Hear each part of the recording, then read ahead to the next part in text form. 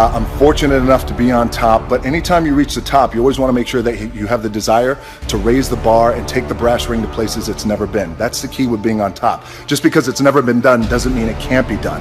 And in terms of competition, great question. Everyone's my competition, but a fundamental key that I've learned over the years is, and I'll share it with you, my number one competition is me. It's always you versus you. You got to be the one to get up every morning, be disciplined, put in the consistent daily hard work, because that gains success. No coach, no trainer, no mentor, no boss can do it.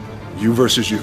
You reach that point, we all reach that point where we're training, and you break through to the other side. You break down barriers, you bust through ceilings, you knock down doors.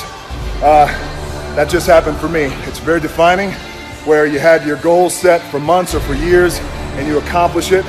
I made a promise to the Fast and Furious franchise, to myself, that for this Hobbs spinoff, the Fast and Furious spinoff with Jason Statham, I was coming in the best shape of my life. And today was a breakthrough day. Look, I've been slinging iron since I was 13, ever since we got kicked off the island of Hawaii for not being able to afford to pay rent while I was crying. I have no place to live. I told myself, shut up, stop crying like a little bitch. Get in the gym and make something of yourself. That's why I need therapy. Break through to that other side. Come on. Today, very intense workout, hardcore, very heavy. Creating and destroying, breaking down and building up that very dense, thick muscle. All this is fake sweat, by the way. I just poured water on my head. I want to share a sentiment with you that I just heard from a very good friend of mine. His name is Phil Heath. A lot of you guys out there know he is the reigning Mr. Olympia heavyweight, and will go down in bodybuilding as one of the greatest of all time, possibly the greatest of all time. We always talk about hunger and how you always want to outwork your competition regardless of how successful you may be lucky enough to be. You want to be hungry. If you know what it's like to be hungry, you'll never be full. He said it's one thing to be hungry, it's another thing when you're starving for greatness and starving for success. And I love that because it immediately clicked. It's in my DNA. I know what it's like to operate every single day, regardless of the success that I've been a lucky son of a bitch to achieve.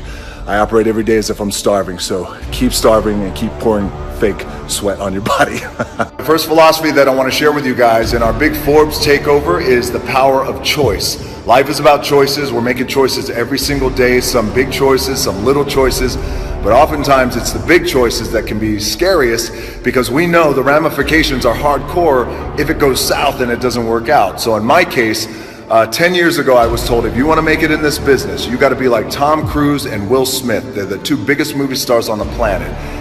And that just didn't sit right with me in my gut. And I thought, well, I can't be like anybody else. I got to be myself. And I made a choice not to be like those guys and be myself. And by the way, there was no blueprint. That's why it was so scary. It's not like, okay, well, here's the blueprint for the half black, half Samoan pro wrestler who was throwing around 300-pound men for a living. 10 years later, things have worked out and I'm enjoying some good success today. But it was the power of that choice that changed my career. The power of the choice to be yourself and be real. So Forbes Takeover, power of choice. Make that choice. We have an anchoring motto, an anchoring saying, which is always be the hardest workers in the room. And it's just a reminder that regardless of how successful we may be or how successful we're not, but we want to be, we always want to be the hardest workers in the room. It always leads with hard work. There's no substitution for hard work. Thus, working out at 11 o'clock at night when I know my competition is asleep. All right, guys, the next philosophy and anchor that I want to share with you guys on this big Forbes Takeover Day is the power of teamwork and the importance of surrounding yourself with the right group of hungry individuals. So years ago, I wanted to be more than just an actor for hire. I wanted to be a producer. I wanted to be a good producer. I wanted to learn and understand the producing side of the business.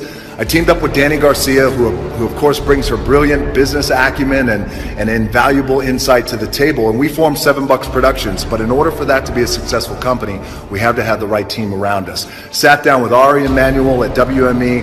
Then we hooked up with Brad Slater, our #1 ace, Patrick Weitzel, Jason Hodis, the entire company. Since then, with having that team of people around us, $7 Productions has become a robust company, and we are kicking ass. So if you want to find success and achieve greatness, surround yourself with the right group of people who are hungry, who are willing to work just as hard as you.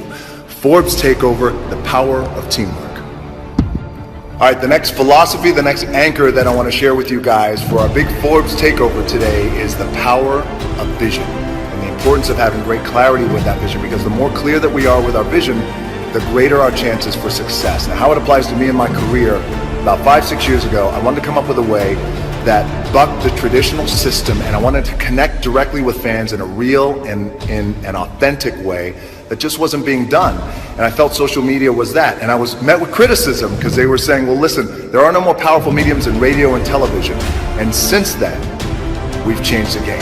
And what we're doing right now is become the #1 asset to any marketer, studio, and network. So when we sit in these marketing meetings, the #1 thing is DJ social media, and then radio and television will follow. So sometimes your vision is so big, you don't know how you're gonna get there, and that's okay.